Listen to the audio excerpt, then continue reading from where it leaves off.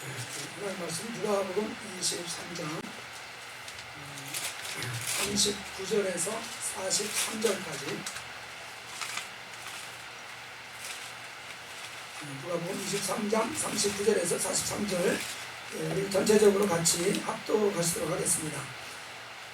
달린 행악자 중 하나는 비방하여 이르되 내가 그리스도가 아니냐 너와 우리를 구원하라 하되, 하나는 그 사람을 꾸짖어 이르되 네가 동일하게 종대를 받고서도 하나님을 두려워하지 아니하느냐.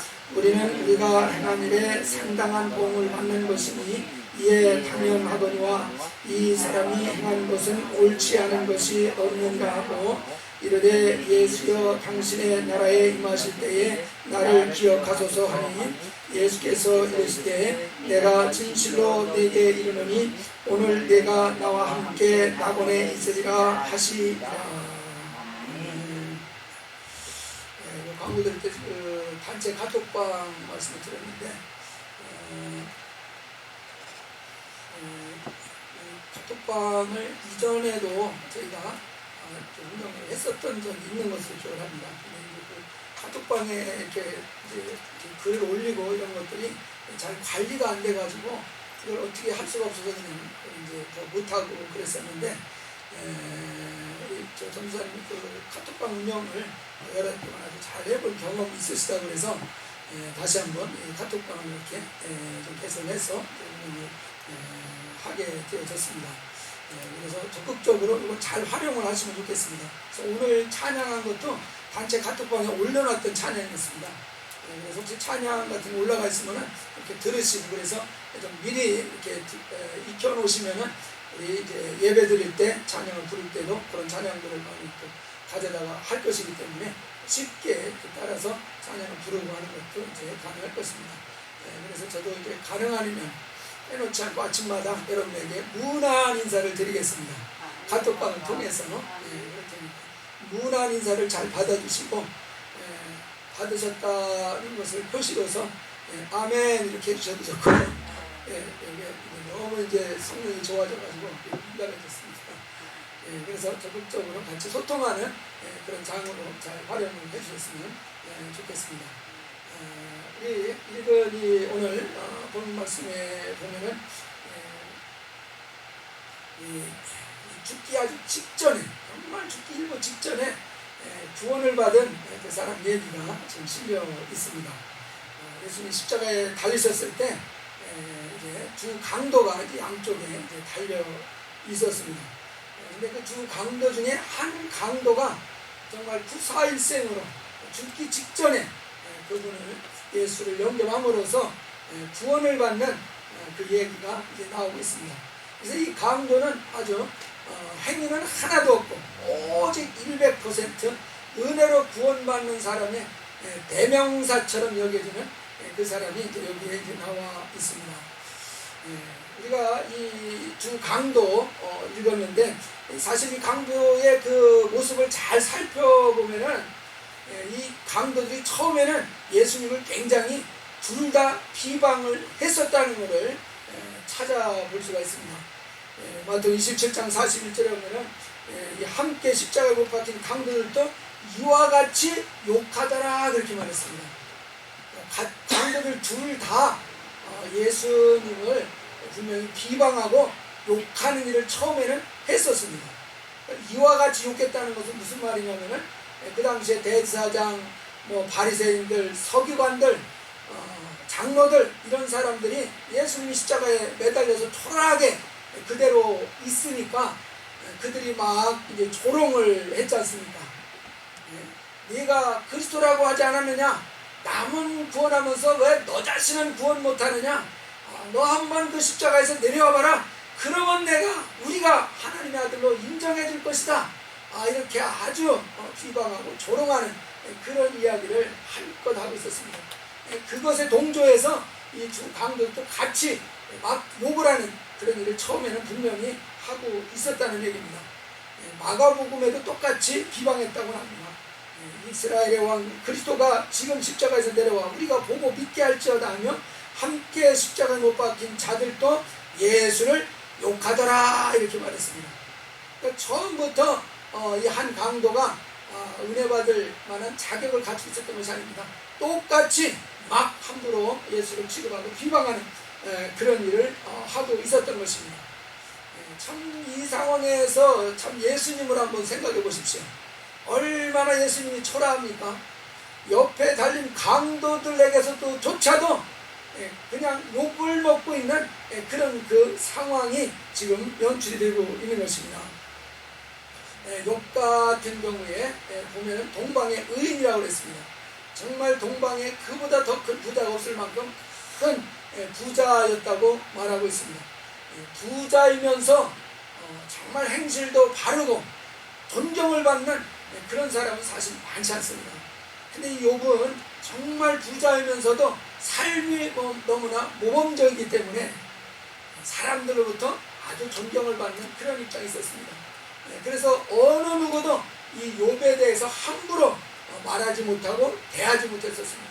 어른들조차도 욥이 지나가면은 그 자리에서 벌떡 일어섰다고 이렇게 이야기를 하고 있습니다.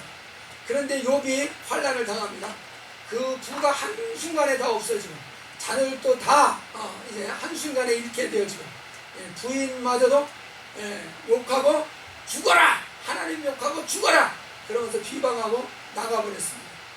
그렇게 욥이 아무것도 없는 상태가 되어졌을 때 욥을 대하는 사람들의 태도가 완전히 달라졌습니다.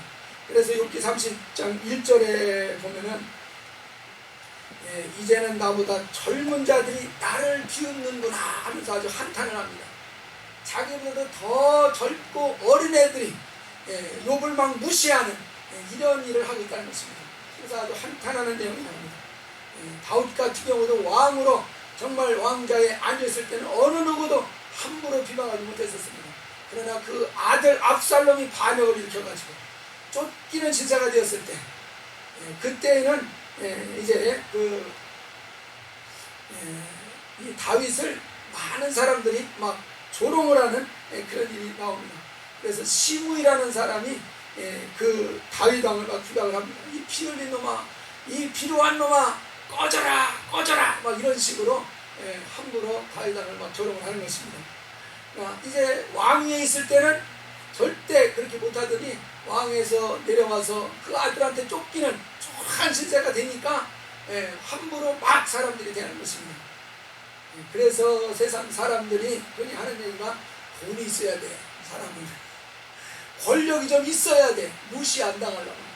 이 세상에서 당당하게 좀 살려면은 뭔가 명예나 이런 것들을 갖추고 있어야지. 그렇지 않으면 사람한테 발표 이런 생각을 하는 것이 이제 나타나는 것 같습니다. 그래서 사람들에게는 이 군중심리라는 것이 있습니다. 군중심리, 크라우드 마인드라는 것이 있습니다. 그래서 정말 쉽게 이해할 수 있는 것이 뭐냐면은 한국 사람들 군대를 졸업한다고 제대하고 그 다음에 이제 예비군에 편입이 되지 않습니까? 예비군에 편입될 때는 이미 다 가정을 이루고 또 정말 어엿한 직장에서 직장생활하는 사람들 아닙니까? 근데 이 예비군 소집해가지고 군복을 딱 입혀놓으면 이 사람들이 어떻게 행동이 변합니까? 완전히 이상한 사람으로 변하죠. 그냥 아무 데다 나가서 펄터다 앉아서 막 그냥 지내고 아무 데다나 대고서 막 이렇게 신뢰를 하고 바로 이게 바로 군중심리로 많은 사람들에게 그냥 무리에 휩싸였으니까 그냥 군중심리로 함부로 막 움직이는 그런 모습들을 이제 보게 된다는 것입니다. 그래서 사람들이 행동하는 걸 볼 때 대단히 이성적인 것 같지만은 사실은 감성에 더 이끌리는 경향이 나타납니다. 그래서 공산주의에서는 이것을 굉장히 잘 활용을 하는 겁니다. 공산주의에서 많이 쓰는 방법이 사람을 선동하는 것입니다. 사람을 선동할 때 어떻게 선동을 합니까? 논리적으로 선동합니까? 아니면 감성적으로 선동을 합니까? 논리적으로 하지 않습니다. 감성적으로 선동을 하는 것입니다. 옛날에 그 이명박 대통령 때 광우병 기억하십니까? 그때도 광우병이 과학적으로 논리적으로 그것을 잘못됐다라고 설명하는 게 아니라 미국산 소고기를 먹으면은 뇌에 구멍이 숭숭 난다 이렇게 그렇게만 얘기를 하는 겁니다. 그 얘기를 딱 들으니까 기분이 어떻습니까? 그러면 안 되지. 저 미국 놈들, 나쁜 놈들. 우리 미국 와서 살고 있는데. 여러분들도 미국 놈들 아닙니까 혹시? 미국 국적아니에요.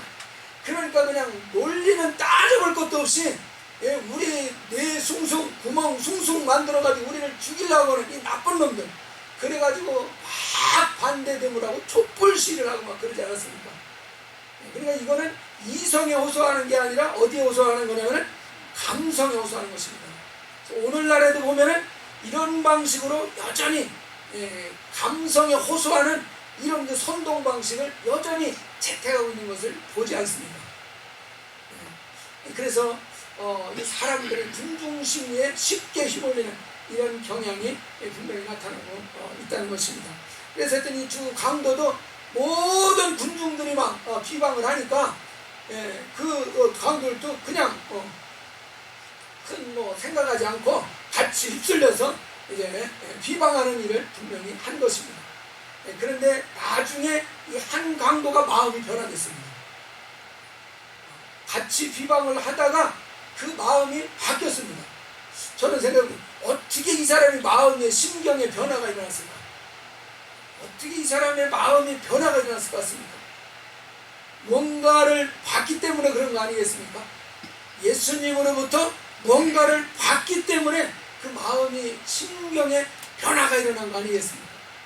어떤 걸 봤을 것 같습니까? 군중들이 이렇게 무시하고 비방하고 함에도 불구하고 예수님은 오늘 읽은 본문 말씀 중에 그 앞부분에 보면 23장 34절을 한번 보시면, 이에 예수께서 이르시되 아버지여 저들을 사하여 주옵소서 자기들이 하는 것을 알지 못함이니이다 하시더라. 그들이 그의 옷을 나눠 제비 뽑았어요. 그래서 이렇게 자기를 비방하고 자기를 못을 박는 이런 사람들을 향해서 예수님이 어떤 반응을 나타내고 있는지를 여기에서 보여주고 있습니다. 뭐냐면 저들의 죄를 사하여 주옵소서. 그들을 위해서 기도하고 있는 것입니다. 그들의 죄로 그들이 징벌받지 않게 주시옵소서. 저들을 살려주시옵소서. 오히려 자기를 생각하는 게 아니라 나를 이렇게 억울하게 만들고 나를 이렇게 정말 아프게 만드는 저들을 하나님 아버지 징벌해 주옵소서. 이것이 아니라 오히려 그들을 생각하면서 그들을 용서해 달라고 호소하는 그런 그 예수님의 모습을 보게 된 것입니다. 모르고 하는 것이니까 제발 용서해 주옵소서. 이런 그 기도하는 모습을 뭐 옆에 있으니까 당연히 보지 않았겠습니까? 그 밑에 이제 마리아와 그 가족들이 있는 것을 보고서 예수님이 또 말씀하십니다. 여자여 아들이니이다. 물론 여기서 아들이니이다 하는 것은 요한 사도를 보고서 아들이라고 이렇게 표현한 것입니다. 그러면서 요한 사도에게 내 어머니다 하고 이렇게 이야기를 해줍니다. 그럴 때에 이제 요한이 그 마리아를 자기 어머니로 알고 이렇게 평생을 모시는 그런 일을 하는 그 얘기하는 과정을 계속해서 지켜보고 있는 것입니다. 참 우리가 이 마리아가 십자가 예수님이 달려있는 그 밑에 마리아가 와 있었습니다. 참 기막힌 사실 아닙니까 이게? 기막힌 얘기예요. 분명히 예수 그리스도는 마리아를 통해서 출생한 그런 마리아, 세상적으로 된 마리아의 아들인 것입니다. 근데 그 자기가 낳은 아들이 하나님의 아들이라고 주장하는 것 때문에 하나님을 모독한 자라 해가지고 지금 십자가에 달려서 처형을 받고 있는 거 아닙니까? 근데 만약에 어떤 부정한 일이 있어서 마리아가 이 예수를 잉태하고 이 세상에 태어나게 했다고 한다면은 정말 이 어머니로서는 가만히 있지 않을 것입니다. 내 아들 살려주세요. 내가 부정한 짓을 이렇게 해서 사실은 나서 내가 창피해서 하나님의 아들이라고 이렇게 걔한테 가르쳐줬던 것입니다. 내 잘못입니다. 내가 죽일 년입니다. 나를 죽이시고 내 아들 살려달라고 분명하지 않겠습니까? 이런 마음이 어쩌면 어머니의 정서일 것입니다. 뻔히 자기 아들이 십자가에 달려서 이렇게 비참하게 피 흘려서 죽어가고 있는 이 상황을 보고 있으면서도 마리아는 이런 반고 아들 구명하려고 하는 아무 말도 하지 않고 있는 것입니다. 이게 어머니로서 정상적이라고 보십니까? 왜냐하면 마리아는 할 말이 없는 것입니다. 사실이기 때문에. 바로 이러한 정황들을 이 십자가에 달려서 이 강도가 지금 목격을 하고 있는 것입니다. 그러니까 가만히 보니까 이게 뭔가 이 군중들이 막 주장하는 것과는 다른 그분의 모습을 분명히 보게 된 것입니다. 바로 그랬을 때에 이제 정말 이 사람이 행한 것은 이게 틀린 것이 없는 것 같다, 잘못된 것이 없는 것 같다 하는 이런 것들을 서서히 이제 깨닫게 됩니다. 그렇다고 하면 이분이 진짜 그리스도라는 말이 아닌가, 거기에까지 나가게 되고, 그래서 마침내 그분에 대한 신앙 고백을 합니다. 우리는 다 잘못했기 때문에 우리 잘못에 대한 보응을 받는 것이다. 이 말은 회개하는 이야기를 하고 있는 것이죠. 회개하고 있는 것입니다. 자기 죄를 철저하게 자복을 하고 있습니다. 그리고 정말 그 나라 임하실 때 나를 기억해달라, 자기 영혼을 바로 예수 그리스도께 부탁하는 그 일을 여기에서 하고 있습니다.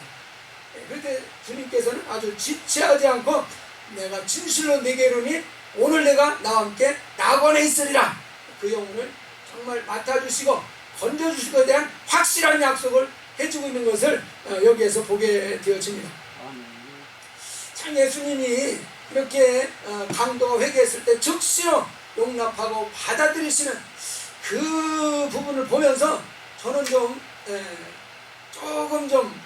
이럴 수 있을까 하는 생각을 했습니다. 나도 이렇게 할 수 있을까 하는 생각을 한 것입니다. 조금 전까지 강도가 뭐 했습니까? 예수를 비방하지 않았습니까? 똑같이 모든 군중들이 막 비방하고 욕하는 것에 편승해가지고 똑같이 욕하고 똑같이 죽일 놈 살리는 막 그러지 않았습니까? 근데 갑자기 변화돼가지고 예수여 그 앞에 회개하고 정말 진실한 믿음의 고백을 했습니다. 여러분 어떻습니까? 정말 여러분에게 정말 힘들게 어렵게 한 그 사람이 순간에 돌이켜서 야 미안하다, 나 용서해줘라이, 없던 걸로 하자, 이렇게 하면 여러분 아이고 그래 그러자 이러면서 덥석 그거 받아들일 만큼 그런 아량이 여러분에게 있습니까? 그렇지 않습니까? 그렇게 쉽게 못합니다. 야 좀 생각 좀 해보자 이렇게 하지. 근데 주님께서는 뭐 지체하지 아니하고 그 영혼을 참 받아들이는 이러한 그 용서와 용납하시는 참 이 주님, 기가 막히다는 것을 저는 여기서 느끼는 것입니다. 기가 막히다. 우리가 이 코리텐붐 여사를 아마 많이 들어봤을 것입니다. 네덜란드 사람입니다. 근데 그 네덜란드에서 이제 2차 대전 때에 유대인들을 그 가정에서 숨겨졌습니다. 그 바람에 그것이 발각이 돼가지고 독일군에게 이제 체포가 돼서 부모님과 언니와 이 코리텐붐 여사가 이제 수용소에 갇히게 되어집니다. 모든 정말 모욕과 핍박을 당하는 가운데서 어머니 아버지가 수용소에서 돌아가시고 또 그 언니까지도 그 수용소에서 이제 모욕을 당하고 그러다가 이제 죽게 되는 일이 생기고 오직 하나 이 코리텐붐 여사만 다행히 이제 살아났습니다. 그래서 이제 다시 자기 나라로 돌아와서 신학 공부를 하게 되고 그래서 이제 주의 종이 된 것입니다. 근데 하나님께서 그에게 감동을 주시는 것이 뭐냐면은 이 독일이라는 나라가 전쟁을 일으킨 전쟁 범죄를 일으킨 것으로 인해서 굉장히 영혼이 피폐되어 있으니까 너는 그곳에 가서 복음을 전하라 하는 그 마음의 감동을 주신 것입니다. 그러니까 처음에는 거부했죠. 다른 데는 내가 다 갈 수 있습니다.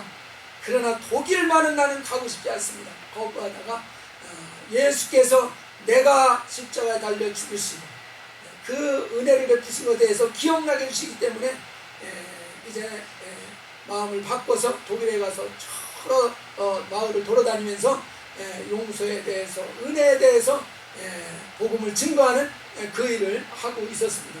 근데 한 번은 설교를 하고 강단에 내려가서 이제 참여한 사람들을 보면서 하나하나 악수를 하는데 그 앞에 딱 나타난 사람을 보는 순간에 심장이 멎는 일이 생긴 것입니다. 누가 나타나는지 아시죠?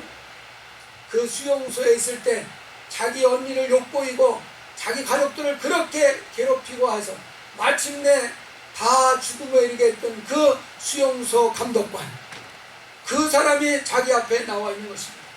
그러면서 손을 내밀고 있는 것입니다. 그걸 보는 순간에 이 콘테 문여사는 하나님 아버지가 정말 벼락을 내려서 저 사람을 쳐주시옵소서 하는 그런 심정, 그 원한이 확 일어난 것입니다. 그때 하나님께서는 또 이 십자가에 달린 예수를 보여주신 겁니다. 그곳에서 정말 알지 못하고 행한 것이니이다, 저들의 죄를 사하여 주시옵소서, 그 기도하는 예수를 보게 하신 것입니다. 정말 회개하자마자 즉시로 그 영혼을 다시 받아들이는 그 모습을 보게 하신 것입니다. 그렇기 때문에 도저히 움직이지 않는 손을 억지로 해가지고 손을 내미는 것입니다. 그 수용소 감독관이 손을 잡는 순간에 놀라운 일이 벌어진 것입니다. 엄청난 그 환희의 파도가 확 자기에게 밀려왔다는 것입니다. 자기의 마음 깊은 곳에 여전히 그 원한이 남아있었다는 것을 발견한 것입니다. 용서했다 생각을 했는데 아직 용서 안 한 사람이 있었다는 것입니다. 그것을 자기가 발견, 그것마저 바닥 깊숙한 곳에 숨어 있었던 그 원한이 이제 발견되어지고, 정말 그 손을 잡음으로써 용서의 행동을 해버렸을 때 깊숙이 숨겼던 원한이 확 뽑아져 나가면서 엄청난 환희가 그냥 날듯이 기뻐하면서, 그 기록에 의하면은 그 10년은 다시 새롭게 정말 재생되어진 그런 그 환희가 있었다, 이렇게 표현하고 있는 것입니다. 저는 그 말씀을 보면서 늙는 이유를 깨달았습니다. 늙는 이유를. 왜 늙느냐? 원한을 자꾸 쌓아놓기 때문에 늙는다는 사실입니다. 용서를 하지 않기 때문에 이 주름살이 자꾸 생긴다는 사실을 깨닫습니다. 깊이 정말 물러는 원한들을 다 풀어내고 정말 온전히 예수님으로 용서하고 그러면은 늙지도 않을 줄 믿습니다. 늙지도 않을 줄. 그 원한들이 우리를 결국은 늙게 만들고 아프게 만들고 병들게 만들고, 그래서 우리가 이 내적 치유라는 거, 이 소울 케어라고 이렇게 전에 말씀하시던데, 이 소울 케어, 내적 치유가 그래서 중요하다는 얘기입니다. 그것을 통해서 이 콘테문 여사는 너무나 깊은 하나님의 그 치유를 발견한 것을 고백하고 있습니다. 그래서 정말 예수께서 조금 전까지도 정말 악랄하게 비방하던 이 사람이 금방 돌이켜서 중심으로 회개할 때 주저하지 않으시고 그대로 받아들이셔서 정말 그를 천국으로 이끌어가는 그런 귀한 정말 용서를 베풀어 주신 것을 볼 때에 이 콘테문 여사에게서 그 용서로 말미암는 감격이 어땠을지 어느 정도 짐작을 할 수 있습니다. 요즘에 또 보니까는 이 선한 능력으로는 찬양이 이렇게 많이 유행을 하더라고요. 아십니까? 선한 능력으로? 들어보셨죠? 아시죠? 이 보네퍼 목사님을 배경으로 해서 지어진 찬양입니다. 근데 이 보네퍼 목사님은 2차 대전 당시에 사실은 독일에서 피난 나와서 여러분 뉴욕에 유니온 세미나리가 있는데, 유니온 세올로지컬 세미나리가 있는데 거기에서 교수로 활동을 하고 계셨습니다. 그러니까 본인은 이제 독일에서 일단 피난을 나와서 또 미국에 와서 그 당시엔 유니온 세미나리가 미국에서 가장 유명한 신학교였거든요. 아주 가장 잘 나가는 그런 아주 명성 있는 신학교에 또 그곳에 교수가 됐으니까 본인으로서는 굉장히 안정되고 편안하게 이제 살 수 있는 그런 기반이 잡혀 있었습니다. 그런데 보니포에게 고민이 생긴 것입니다. 자기 조국에서는 전쟁이 벌어지고 많은 사람들이 억울하게 피 흘려 죽는 그런 일들이 벌어지는 것을 그냥 외면할 수가 없는 것입니다. 그래서 그때 보니포가 한 얘기가 값싼 은혜라는 말을 한 것입니다. 값싼 은혜. 나만 아니면 돼, 이런 식으로. 나만 아니면 돼. 그래도 나는 그 전쟁통에서 빠져나와서 편안하게 여기에서 안전하게 있으면서 또 직장도 좋은 직장을 가지고 있으니까 나는 뭐 아무 걱정 없다. 그러니까 나는 편안하게 지낼 수 있다. 다 이것이 주님의 은혜로다. 할렐루야! 뭐 이렇게 나가는 겁니다. 어떻습니까? 그렇게 볼 수도 있지 않습니까? 하나님의 은혜로 그 전쟁통에서 나는 귀신에 나올 수가 있었고, 또 나와서도 안정된 삶을 이룰 수가 있게 되어졌습니다. 하나님의 은혜입니다. 이렇게 생각할 수도 있습니다. 근데 그것을 보니까는 값싼 은혜라고 생각을 하는 것입니다. 자기 종교에 대해서 미안한 감정이 자꾸 드는 것입니다. 분명히 이 죄가 그 나라를 붙들고 그 죄로 인해서, 불의로 인해서 나라가 전쟁에 휩쓰여 있는 이것을 고민을 하는 것입니다. 그래서 이 죄인을 우리가 용서하고 받아들이는 것은 가능하지만 죄를 용서하고 받아들일 수는 없다. 그 마음이 이제 들어오는 것입니다. 그래서 이제 다시 독일로 돌아갑니다. 그래서 이제 그 반나치 투쟁을 하다가 잡혀서 결국 감옥에서 죽는 그런 그 삶을 마치게 되어집니다. 그래서 우리가 이 보니포가 값싼 은혜라는 그 표현을 쓴 것이 요즘 또 많이 이렇게 알려지는 것 같습니다.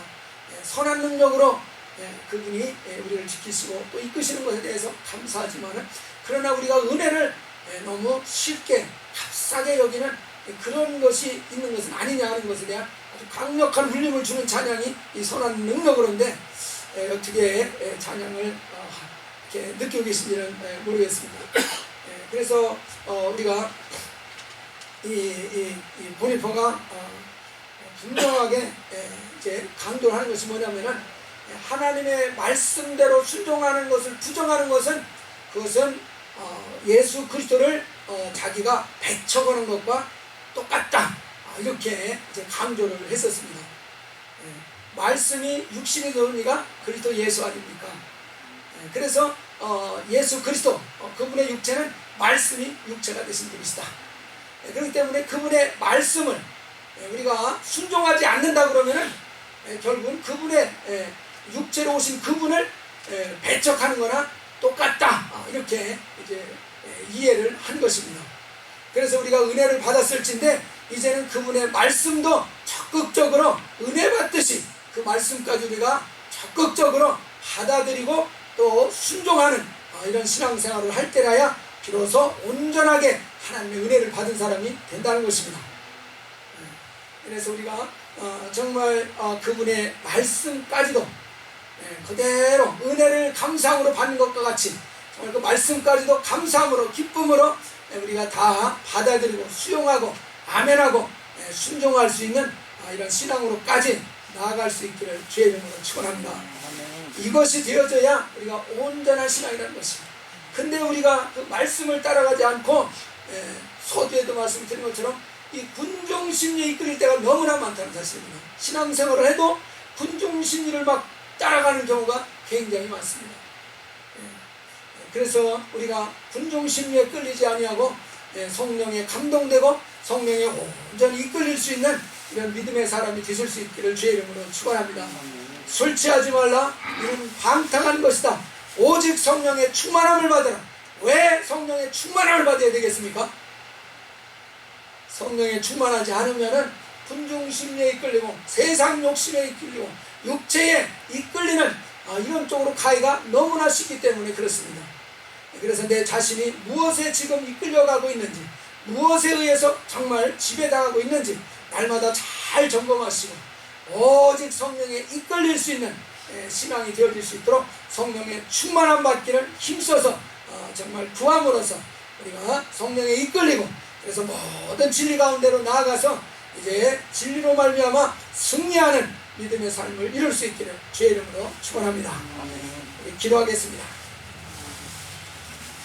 살아계신 우리 아버지 하나님, 저희들의 심령이 무엇에 지배되고 있는지 이 시간 우리 자신을 잘 점검할 수 있게 하여 주시옵소서. 많은 사람들이 군중심리에 이끌리고 이제 육체의 욕심에 이끌려가는 것을 봅니다.